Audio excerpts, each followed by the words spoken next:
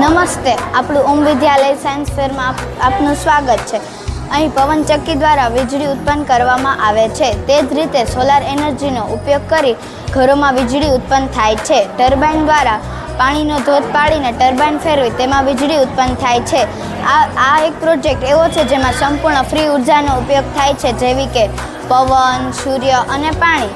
આ આધુનિક ઉર્જાનો વિકલ્પ સ્ત્રોત તરીકે રજૂ કરવામાં આવેલ છે. Thank you.